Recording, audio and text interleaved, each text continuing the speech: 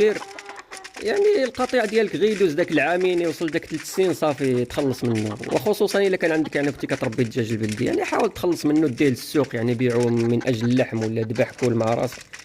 يعني صافي داك فاش كيوصل داك العمر صافي كيبقى موفي زافير عندك، يعني كيولي داك العلف اللي كياكلو ما كيصرفولكش كبيض. يعني هذا الشيء الا ما كانش عزيز عليك وباغي ديرو غير الولاعه، يعني لو كنتي دايرو الانتاج راه موفي زافير بالنسبه لك، يعني حاول تخلص منه دير السوق الاسبوعي تبيعو بشي ثمن داكشي اللي عطاوك، او لا ذبح وكل مع راسك.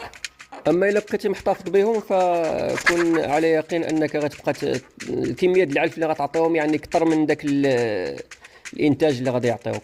يعني بعباره اخرى اخواني اخواتي ما غاديش يبقاو يجيبوا نهارهم. كما كنعرفوا كاملين فإن فصل الربيع كتكثر فيه الإنتاجية ديال البيض، وخصوصا في الأوائل ديال فصل الصيف. والسبب هو أن الدجاج كيلقى يعني الوقت الكافي ديال الإضاءة